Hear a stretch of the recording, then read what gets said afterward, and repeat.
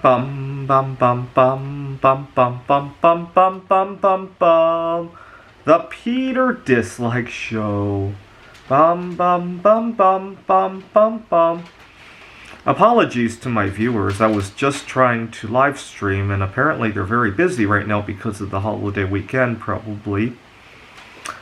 So we're going into the Christmas season, and I was just reflecting on some work culture issues at my previous jobs during the holiday seasons. Holidays are a very tough time for me and my jobs, in the past at least. I hope to turn that around this year.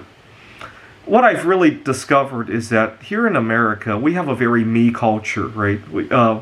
We tend to just grab whatever we can in terms of workplace perks, in terms of status at work, without regard to reciprocation most of the time. Let me give you an example. I was teaching at Washington Tech in Seattle. I was living out of my car, actually, and part of the reason I was living out of my car was because I'm solosexual. I did a rough calculation, back of the envelope calculation one time. If I had a partner who made the same income as I did, had similar lifestyle as I did, I probably wouldn't have to have lived out of my car. I won't go into the details there because I don't want to reveal too much about my finances, but just take my word for it. Had I had a partner that was equivalent to myself, I probably could have lived somewhere. Okay. With that out of the mind, I had a colleague who actually did have a partner, and she was a little bit older than me, and so she was living in a house in Bellevue, Washington. And one day, I get an urgent phone call. I'm just waking up from my car, right? You guys remember the parking garage that I used to love to live in. I had a parking garage that had outlets just like that for electric cars and all that. There was a park and ride. I would reach extension cords, and then I would plug in all sorts of stuff. Right? You guys remember me doing I didn't call it Peter Dislike shows at the time. You guys remember me doing podcasts from there. So I'd just woken up, and she gives me an urgent phone call. And if I remember correctly, I didn't even answer the first time it rang. I was just waking up.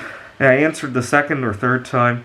And she said that she had a house repair emergency and asked if I could teach these kids. And, you know, I love networking with other students. After all, I needed to take other teaching opportunities in that department in the coming semesters. It's good to network and get some good vibes there. So I go there, and I finished the day, and it was great. I got to meet new students, which is always nice. And then I finished the day, and I realized, did I hear what I just heard? You got I think she's in her mid-40s, married, has 1 or 2 kids, got a nice house in the Bellevue suburbs, and she's asking for help from somebody living out of their car. Did I just hear that right? My second thought was, you know what?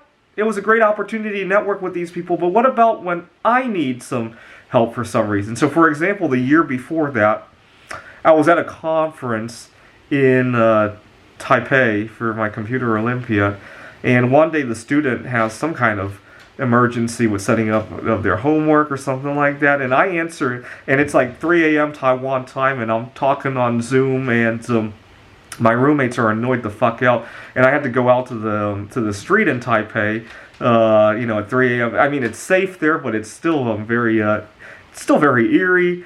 And that was my trip to the Computer Olympiad. And I'm like, where's the reciprocation? I mean, I get it. You bought a house in Bellevue, but I'm working on my career. I'm writing some papers to get to where you are, right? And it's